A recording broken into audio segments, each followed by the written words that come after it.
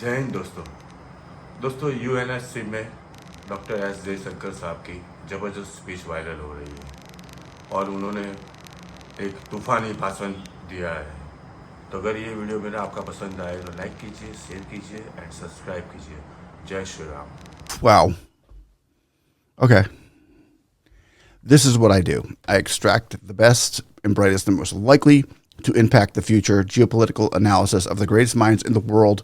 And I wondered when 2025 was going to have a speech that blows everyone out of the water without all the flossy, Nazi, and vilification that we've been hearing lately. And Dr. Jay Shankar from India, thank you.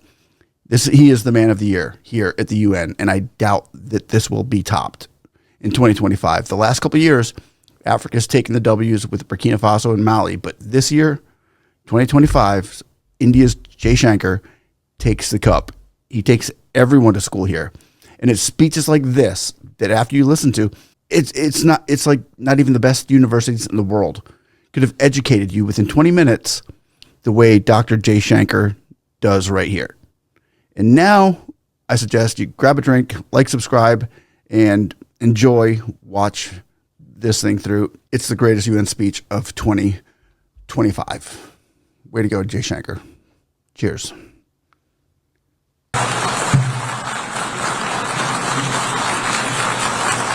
Madam President, Excellencies, ladies and gentlemen, Namaskar from the people of Bharat. We are gathered here 8 decades since the founding of this unique body. The UN Charter calls on us not just to prevent war, but to build peace. Not just to defend rights, but to uphold the dignity of every human being. It challenges us to stand as good neighbors, uniting our strength so that generations to come inherit a world of justice, of progress, and of lasting freedom. Madam President, forces unleashed by history since the founding of the UN propelled this body forward. As decolonization advanced, the world began to return to its natural diversity. The membership of the United Nations quadrupled, and the organization's role and remit grew significantly. In the era of globalization, its agenda evolved even further. Development goals took center stage, even as climate change emerged as a shared priority. Trade acquired greater prominence, while food and health access were recognized as essential to global well-being. Where security was concerned, the UN undertook peacekeeping operations and promoted disarmament discussions. As a result, the UN became a natural platform to debate key global issues. Madam President, we must ask ourselves today, how has the UN lived up to expectations? And just look at the state of the world. There are 2 significant conflicts underway, one in Ukraine and the other in the Middle East, West Asia. Innumerable other hotspots don't even make the news. The slow progress of the SDG Agenda 2030 presents a sorry picture. On climate change, the reality is of recirculated commitments and creative accounting. If climate action itself is questioned, what hope is there for climate justice? When a once-in-a-century pandemic hits us, we saw open discrimination in access to vaccines and to travel. Energy and food security have been the first casualties of conflict and disruption, especially since 2022. Better off societies insulated themselves by having the first call, the resource-stressed ones scrambled to survive, only to hear sanctimonious lectures thereafter. When it came to trade, non-market practices gamed rules and regimes. The resulting concentration exposed the world to leveraging. On top of that, we now see tariff volatility and uncertain market access.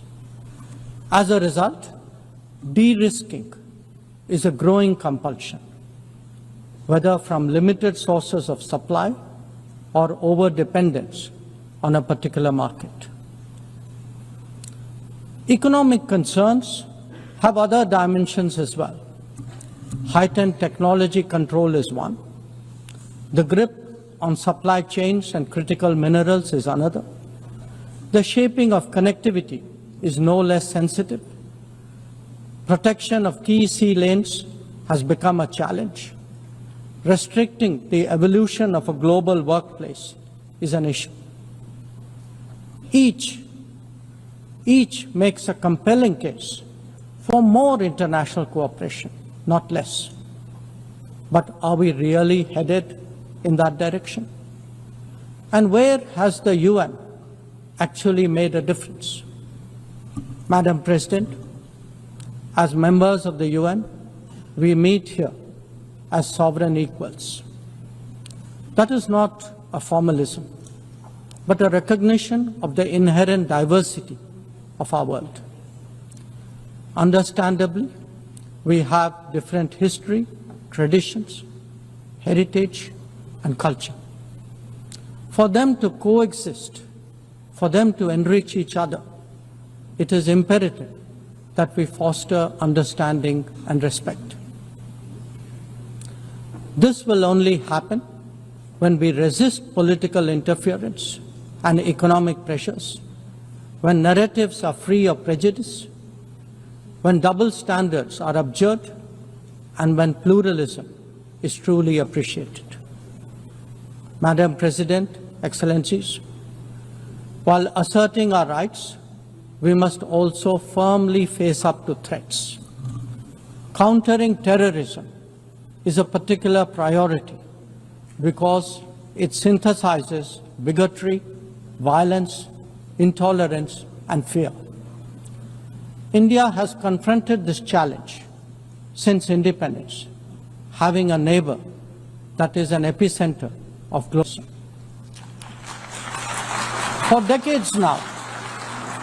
For decades now, major international terrorist attacks are traced back to that one country.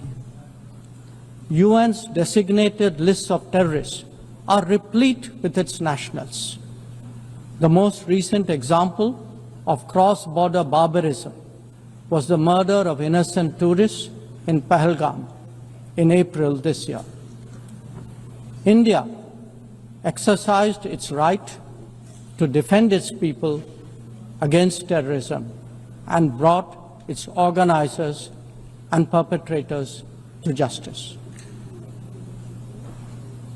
Because terrorism is a shared threat, Madam President, it is essential that there is much deeper international cooperation. When nations openly declare terrorism a state policy, when terror hubs operate on an industrial scale, when terrorists are publicly glorified, then such actions must be unequivocally condemned. The financing of terrorism must be choked, even as prominent terrorists are sanctioned. Relentless pressure must be applied on the entire terrorism ecosystem. Those who condone nations that sponsor terror will find that it comes back to bite them. Madam President, an objective report card will show that the UN is in a state of crisis. When peace is under threat from conflicts, when development is derailed by lack of resources, when human rights are violated by terrorism, the UN remains gridlocked. As its ability to forge common ground diminishes, belief in multilateralism also recedes. Central to the erosion of the UN's credibility has been resistance to reform. Most members strongly desire change, but the process is being made an obstacle to the outcome.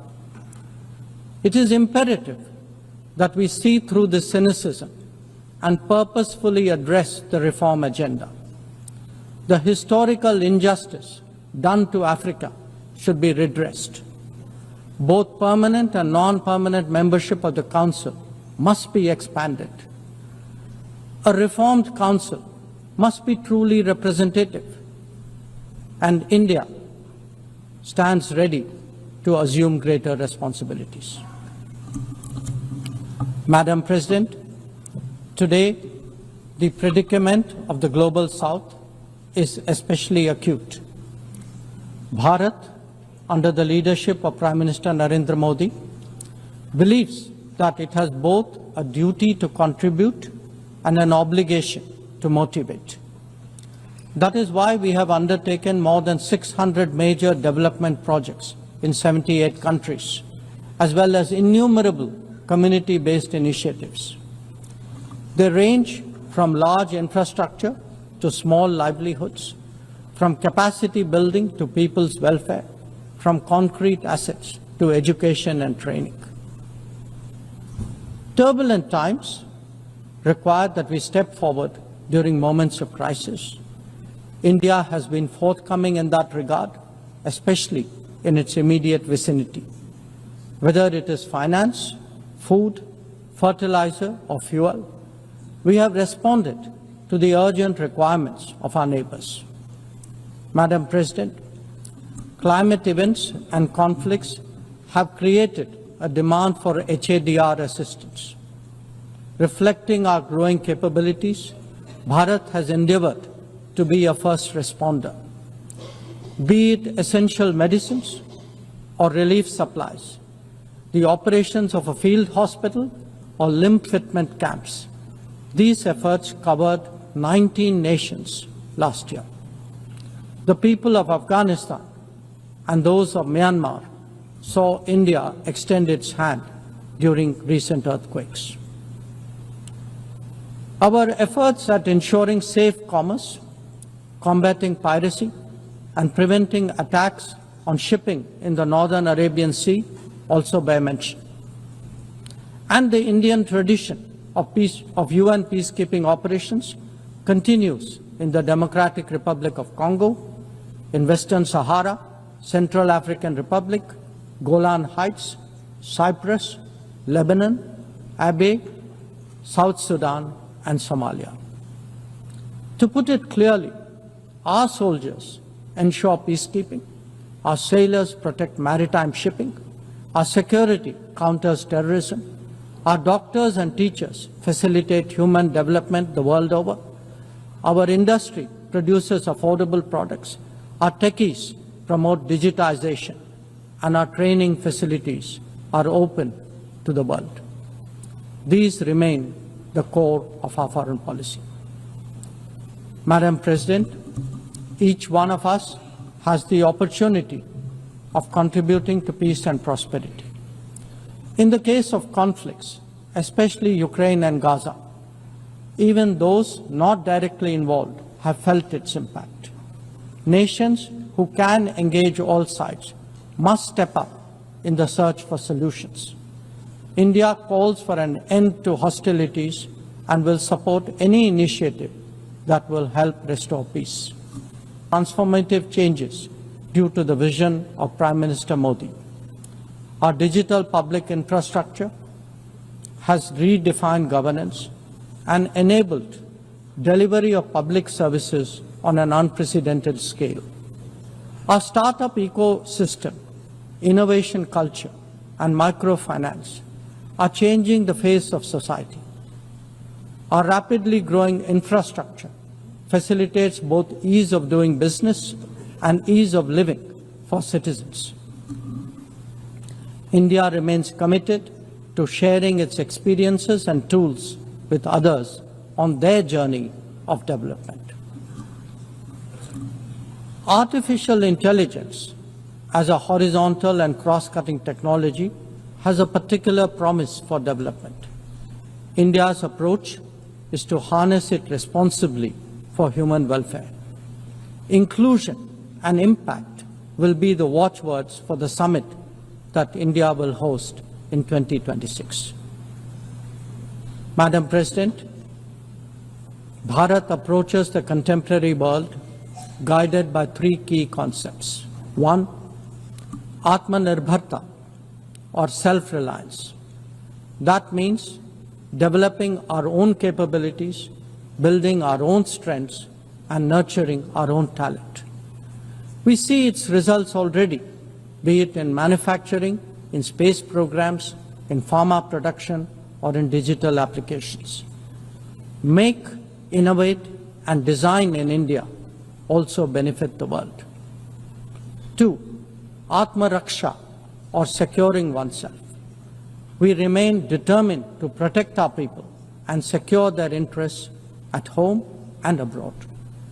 That means zero tolerance for terrorism, robust defense of our borders, forging partnerships beyond, and assisting our community abroad. And three, Atma Vishwas, or self-confidence. As the most populous nation, as a civilizational state, as a rapidly growing major economy, we are confident about who we are and what we will be. Bharat will always maintain its freedom of choice and will always be a voice of the Global South. Madam President, these are certainly challenging times for the international community. Many of our assumptions and expectations no longer hold. In such circumstances, it is imperative to stay strong, to hold firm, and to deepen friendships. International cooperation must prevail because islands of prosperity cannot flourish in an ocean of turbulence. A world order requires common purpose, as it does empathy for others. That is where we look to the United Nations. Madam President, every member who can make this world a better place must have the opportunity to do their utmost. And for that to happen, reformed multilateralism is the obvious way. The 9th decade of the UN must be one of leadership and hope. Bharat will do its fair share and more. I thank you.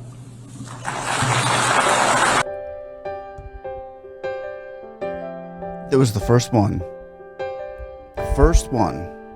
where a country came out, Jaishankar came out and explained everything that India is doing. All these other countries, all of them, I've been watching it all, have been playing victim, playing victim, playing victim. India is playing the helps. And that was so nice to finally see. One thing about Indians, they're not going to be a victim.